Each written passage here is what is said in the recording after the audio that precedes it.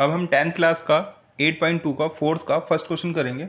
इसमें क्या करना है, ट्रू फॉल्स करना है और उसका जस्टिफाई आंसर करना है, मतलब आंसर को भी जस्टिफाई करना है, प्रूफ करना है कि कैसे ट्रू है तो कैसे ट्रू है, फॉल्स है तो कैसे फॉल्स है। तो अब हम डायरेक्ट क्वेश्चन करते हैं। क्वेश्चन क्या कह रहा है, sine A plus B equal to sine A plus sine B. ये ऐसे नहीं होता, ये गलत है, क्योंकि एंगल को हम इसके साथ और इसके साथ मल्टीपल नहीं करते। तो हम इसका डायरेक्ट लिखेंगे फॉल्स। अब जस्टिफाई करेंगे, हमें एक ऐसी वैल्यू रखनी है, अपने से ही मान के रखना है कि ए और बी की ऐसी वैल्यू रखें कि यहाँ पे हमें उसकी वैल्यू याद हो। हमें याद किसकी होती है, 0 डिग्री होती है, 30, 45, 60, 90। हमें ये 5 की वैल्यू याद है, तो इसी का ऐसा ही कुछ कम्बिनेशन रखेंगे जिससे याद हो।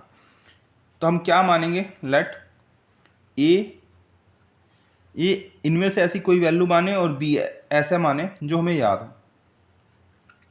अगर हम ए को 30 और बी को 60 मान लेते हैं,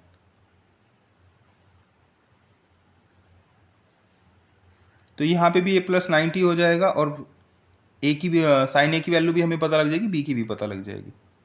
हमने 45 क्यों नहीं माना? अगर हम 45 मानते और मान लो 30 और 45 मानते, 30 और 45 मानते तो ठीक है, ए प्लस बी 30 45 कितना हो जाता, 75।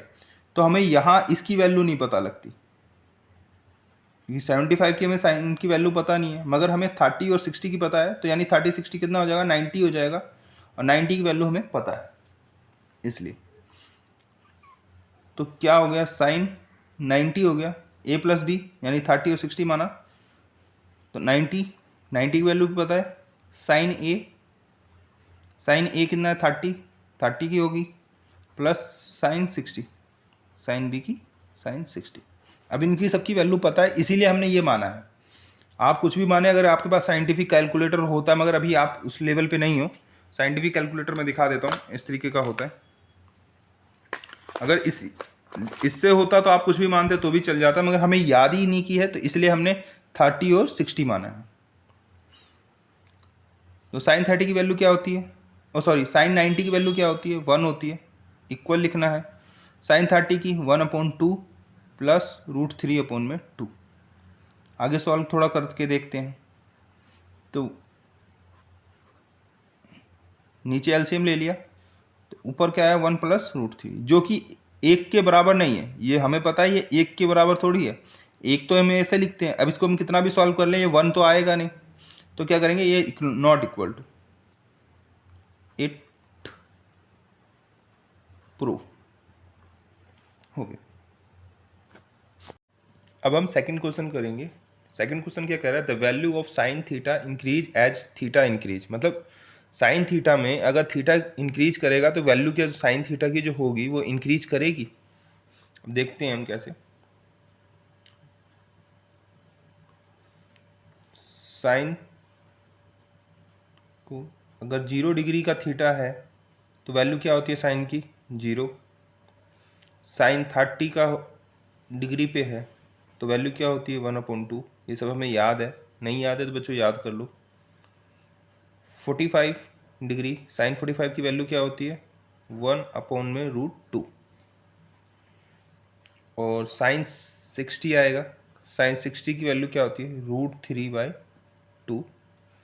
और साइन 90 की क्या होती है, 1। अब हम देखेंगे कि 0 का तो 0 ही होता है, 1/2 को क्या लिख सकते हैं हम, 0.5 लिख सकते हैं। अब मैं साइंटिफिक कैलकुलेटर से समझाता हूँ कि कैसे ये बढ़ता हुआ दिखाई दे रहा है आपको। देखो 45 की वैल्यू को कर रहा हूँ 1 डिवाइडेड √2। वैल्यू कितनी आई, 707.0। ठीक, यानी यहाँ देखो पहले 0 थी, फिर 0.5 आई, बढ़ी, फिर 0.7 आई, थोड़ी सी और बढ़ी। अब देखते हैं इसमें भी बढ़ती है कि नहीं बढ़ती। √3 डिवाइडेड बाय 2, वैल्यू आई 0.866, यानी यहाँ पे 7 0.07 थी और यहाँ तो 1 है। यानी हमने देखा कि हमारी जो वैल्यू है, जैसे जैसे हमारा थीटा इंक्रीज करता गया, पहले 0 था तो 0 हुआ, साइन में सब साइन 30 डिग्री था तो 0.5 हुआ, और जब साइन 45 आया तो 0.707 आया। इसी प्रकार जब साइन 60 आया तो 0.86 आया। हम देखेंगे कि ये इंक्रीज होता हुआ दिख रहा है, तो इसका आंसर हो जाएगा यस, और यही प्रूव हो गया, हमने प्रूव कर दिया।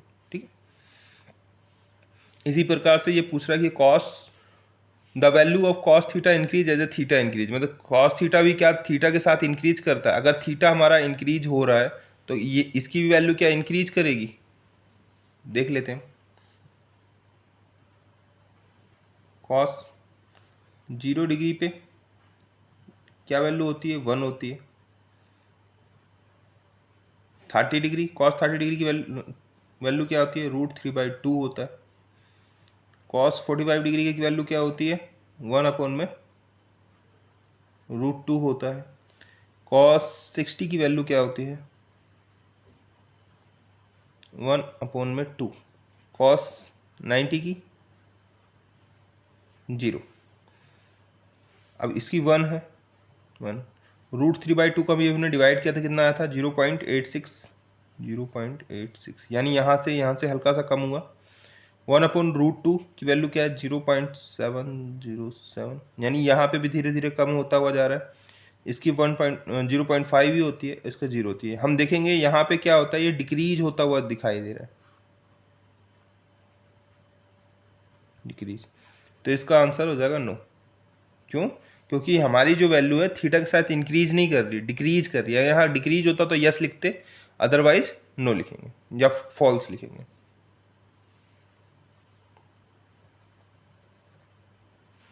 यहाँ ट्रू।